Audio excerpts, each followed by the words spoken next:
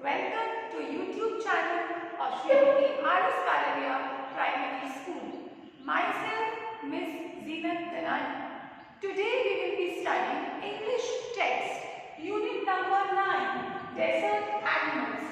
This lesson is an informative lesson. It is not a story. We will not be hearing any story or listening to any story. It is an informative lesson which will give us information about desert life, desert animals and the desert plants.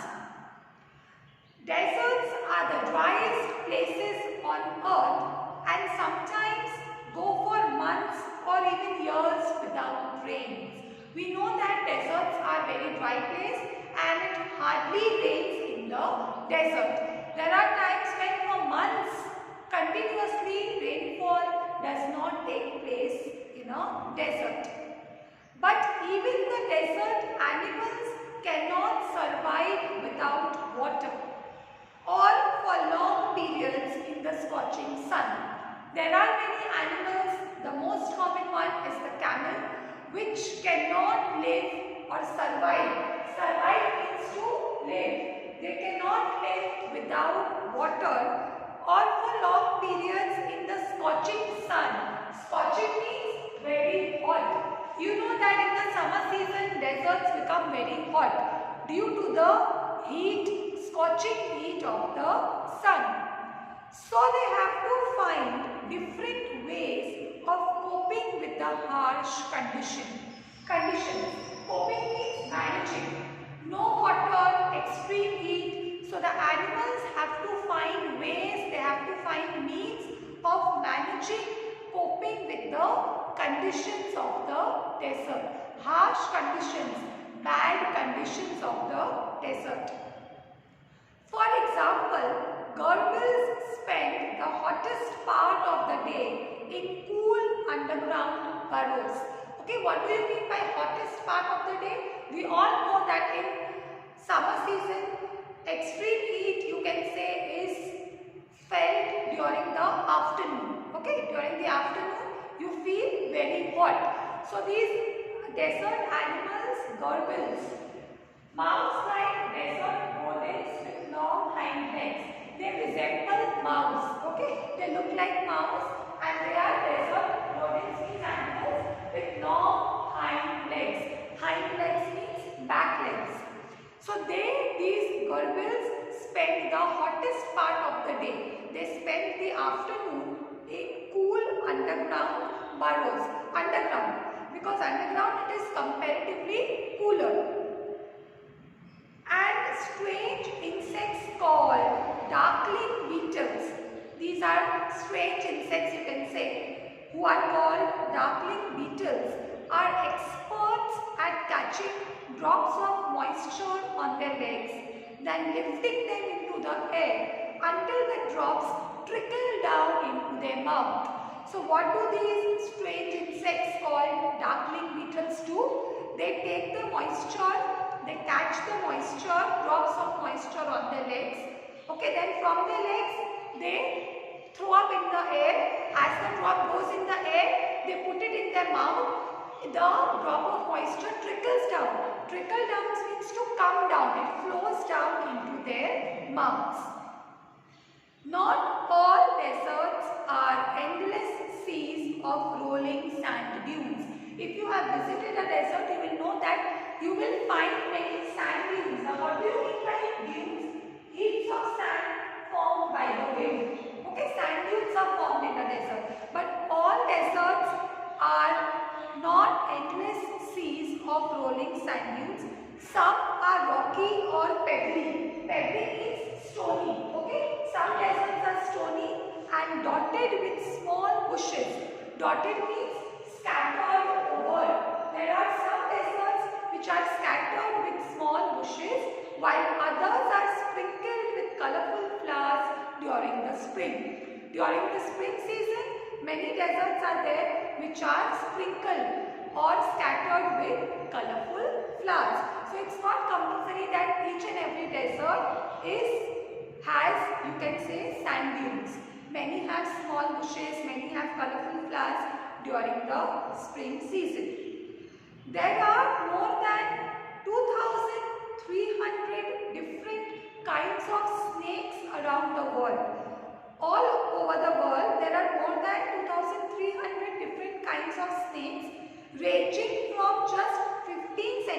meters long to more than 11 meters. There are some snakes who are just 15 centimeters long, and there are some who are more than 11 meters long. Most snakes are quite harmless. Most of the snakes are harmless, they do not do anything, but there are few that are so poisonous that they can kill a human being with just one bite. Most of them, as I told you, are harmless, but there are some snakes whose bite, even a single bite, can kill a human being. They are so poisonous. Most snakes lay eggs, but there are many which give birth to their young. Most of them lay eggs, but there are many snakes which give birth to their young ones. In the dry, rocky deserts of America, you will not find this snake which we will read about in India, but in the rocky deserts of America lives a rather evil-looking snake. Evil means very bad, with a very bad reputation. Reputation means status or name. This evil-looking snake has a very bad name, has a very bad character, you can say. Its frightening rattle. Rattle means sound or noise. Its frightening rattle can be heard as far as 30 meters away, and it can strike with lightning speed. So when this particular snake makes noise, you can hear its sound till 30 meters. 30 meters away its sound can be heard, and it can strike with lightning speed. Strike means to hit or beat. But the rattlesnake or rattler, as it is sometimes called, so this snake is known as rattlesnake or rattler because it makes noise, okay? It prefers to avoid people if it possibly can. So this rattlesnake or the rattler tries to avoid human beings as much as possible. It holds its tail upright and rattles the end whenever it is disturbed. What does it do? It will hold its tail upright. Upright means straight, like this. And it will rattle the end. That means the end of the tail will make a sound, will make a noise whenever it is disturbed. Whenever the rattlesnake gets disturbed, the end of the tail will make a sound or a noise. In the hope that the intruder, what do you mean by intruder? Someone who enters a place uninvited or illegally. Enemy, you can say enemy. Okay? Whenever the enemy or the intruder will disturb, it will make the end of the tail will make a noise so that the intruder will go away. However, if its warnings are ignored, what does it do? It makes a noise. But if its warnings are ignored and it feels threatened, threatened means frightened, it will coil ready to bite. It will coil itself round and round and it is ready to bite. It does, first as I told you, it tries to avoid human beings. Then if it feels that something is threatening the snake, it will make a noise. The end of the tail of the snake, rattlesnake, will make a noise or a sound. Still if it is ignored, still if the snake's warnings are ignored, it is ready to bite. But the rattler itself cannot hear the noise its own tail makes. I told you the tail which makes the noise can be heard 30 meters away, but the snake cannot hear its noise. Like most snakes, it hears things through vibrations in the ground. When the vibrations are happening in the ground, the snake is able to hear. This happens with almost every snake. They cannot hear their own sound. They can hear sound only when a vibration happens in the ground. If a person walks nearby, the snake can feel the movement. Obviously, because if a person is walking, there is a vibration in the ground. so the snake can hear the movement, feel the movement. But if the same person were to shout, it would not hear a thing. If the person is walking, the snake can feel because vibration is happening. But if the same person does not walk, does not move and only makes sound or shouts, the snake is not able to hear. Rattlesnakes are very common and widespread animals living right across the American continent from Canada to Argentina. So these snakes are found right across the American continent from Canada to Argentina. They feed on a variety of prey including mice, voles, rats, chipmunks and many other small animals. So rattlesnakes, as I told you, are found in the American continent from Canada to Argentina and they feed on a variety of prey. Prey means what?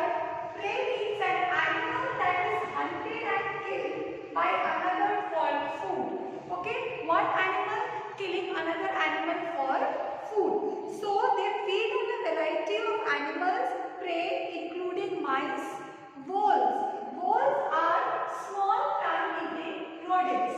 It is a type of an insect or animal, you can say. Rats, chipmunks. Chipmunks are, as you can see on the board, small brown squirrels having light and dark stripes. Okay, so they are small squirrels. Small brown squirrels having light and dark stripes and many other small animals.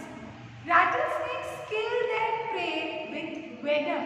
Venom means poison. So whenever a rattlesnake wants to kill its prey, it will kill with poison. Like all snakes, they swallow the unfortunate animals whole. Small animals, as you can say, they are unfortunate because the rattlesnake swallows its whole. In one gulp or one bite, you can say the entire small animal will go inside the rattlesnake's body. Few snakes have to eat more than once a week and some, such as the larger pythons, can survive for a year or more without eating. Imagine, the bigger snakes like the python can survive for more than a year without eating. Once if they eat, they can survive for a year or even more. And a few snakes have to eat more than once a week. In 1 week, if they eat twice, it is enough. Like human beings, they don't have to eat. It is not necessary for them to eat every day or 3 times a day. Twice in a week, more than enough. And the bigger snakes like the python can have to eat, you can say once in a year or twice in a year. More than enough. Now we will talk about mongooses. Mongooses like to hunt together, but they always keep a lookout for dangerous predators nearby. Mongoose, as you know, they like to hunt together. Whenever they go out for hunting, they are also found in deserts. They go in groups, okay, and they always keep a lookout for dangerous predators. Predators are animals naturally preying on others, okay, and they always keep a lookout for dangerous predators. Predator, you can say wolf is a predator nearby. Poking their noses into holes. They poke their noses, their noses are pointed, so they poke their noses with the holes. Overturning rocks with their paws. Paws means their legs. Okay, they overturn the rock with their paws and scratch the ground with their sharp claws. These hands claws are there, pointed sharp claws. They scratch the ground with their sharp claws. Banded mongooses.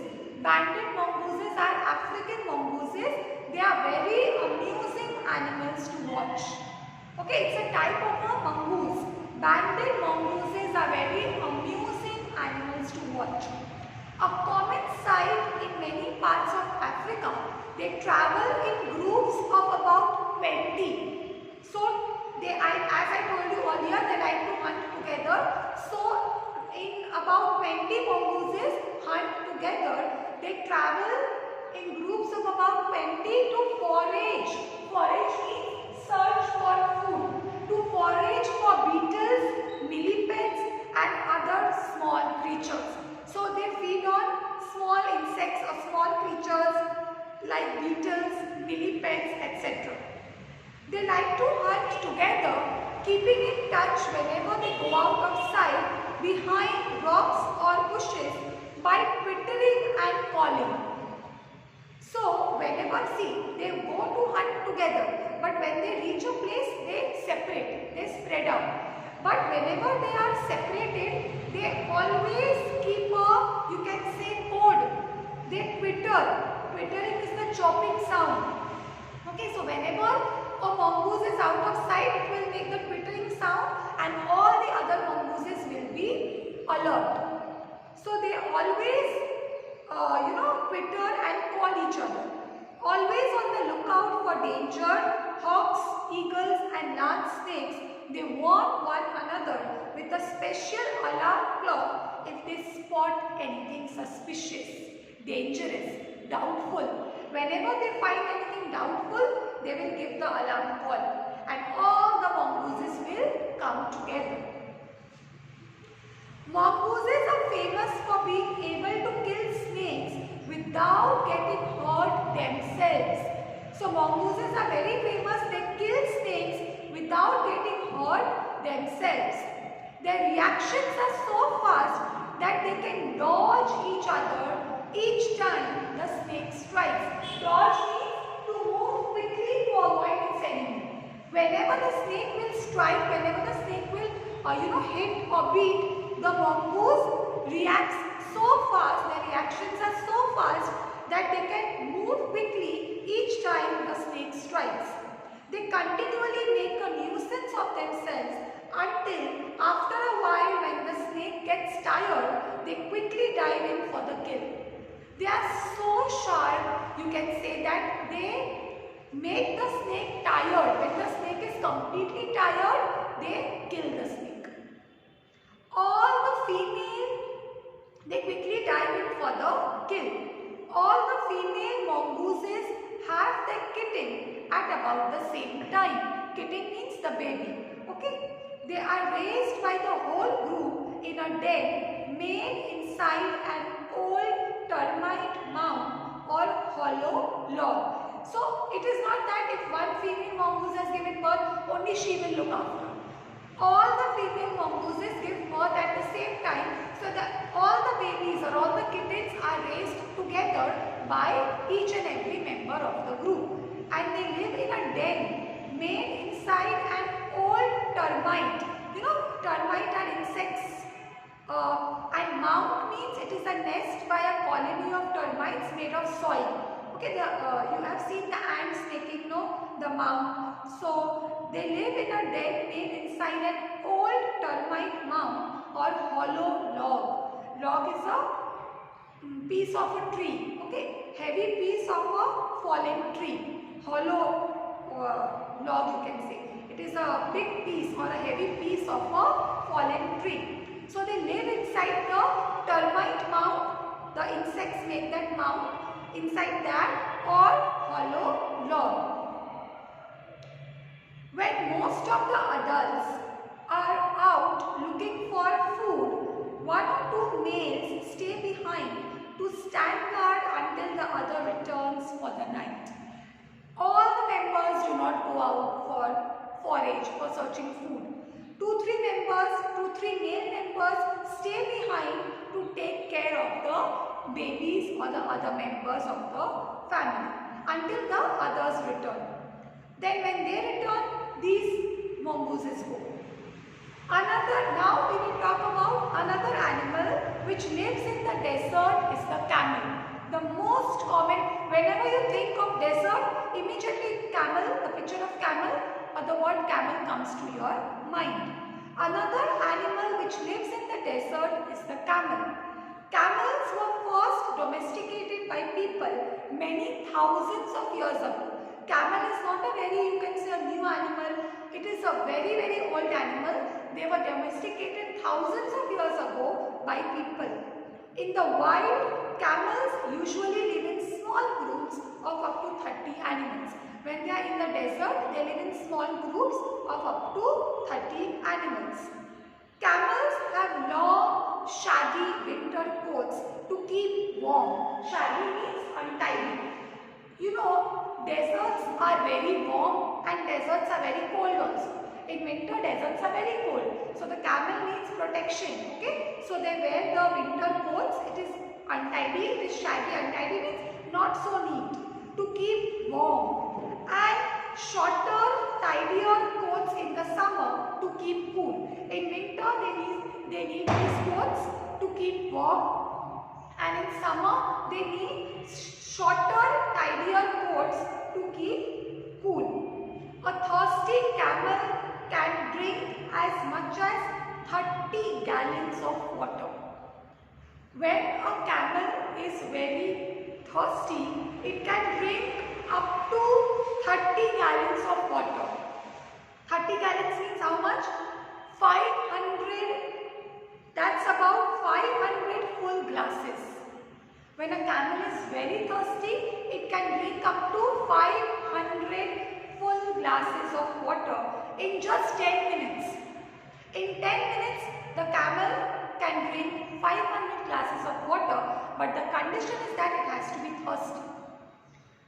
Normally, however, it gets all the moisture it needs from desert plants and can survive for up to 10 months without drinking any water at all. 10 months, once the camel has drunk 500 glasses of water, till 10 months, the camel will not require any water. The moisture which the camel needs, it gets from the desert plants.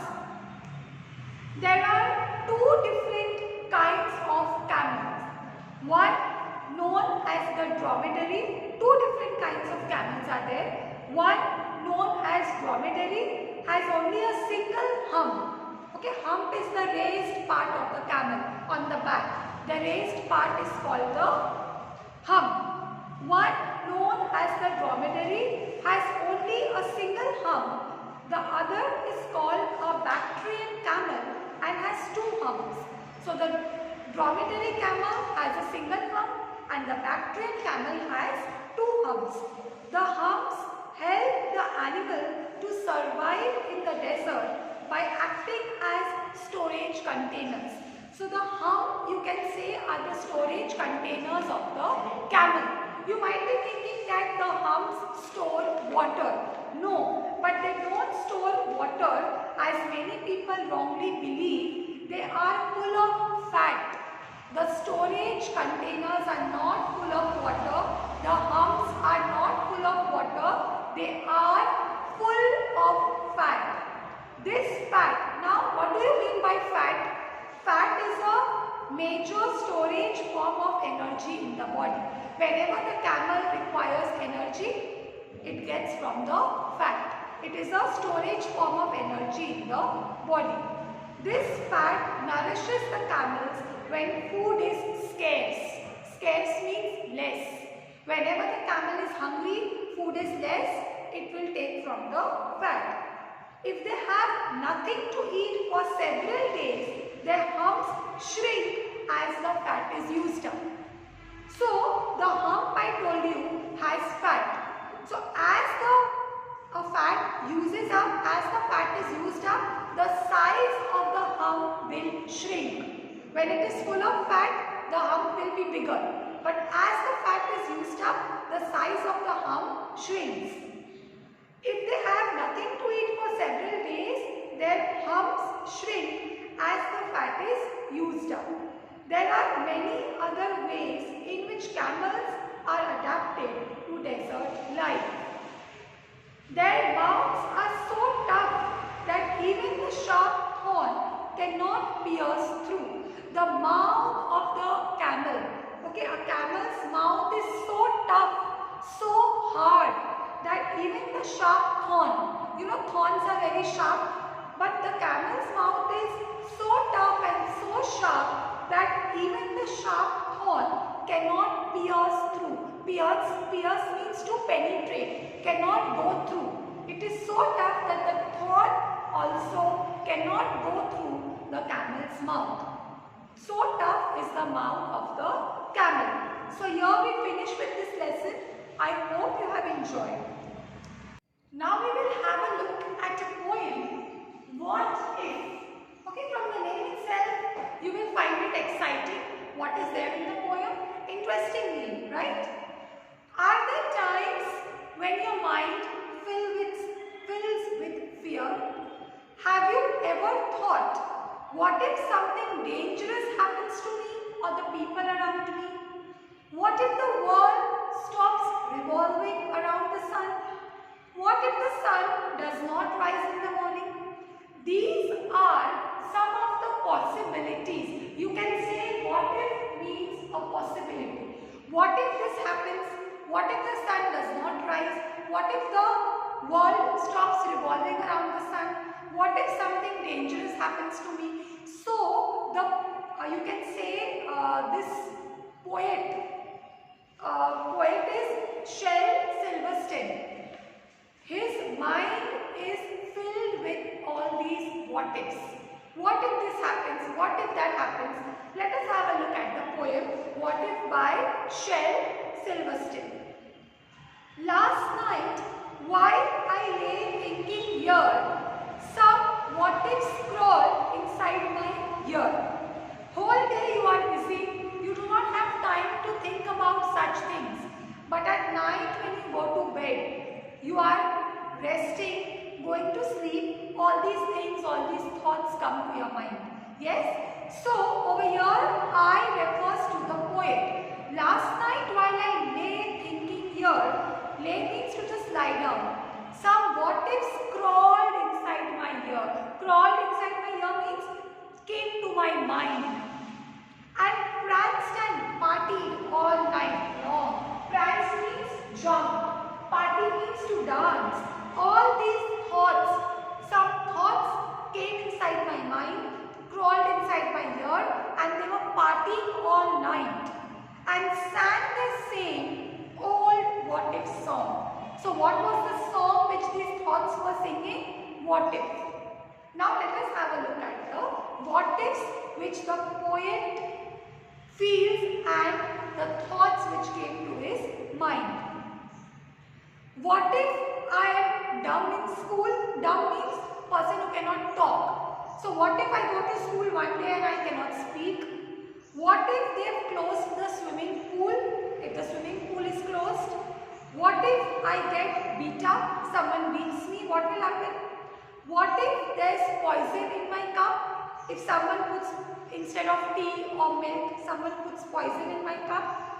What if I start to cry without any reason? If I start to cry, what if I get sick and die? What will happen if I get sick and I die?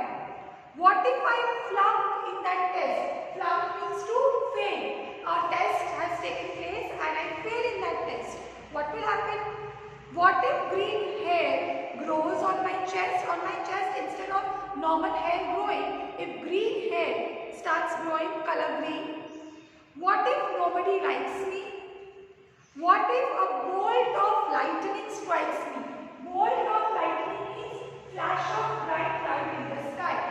You must have seen when there is thunder, and especially during the rainy season, in the sky you can see lightning. So what if a bolt of lightning strikes me? What if I don't grow taller, I remain the same height?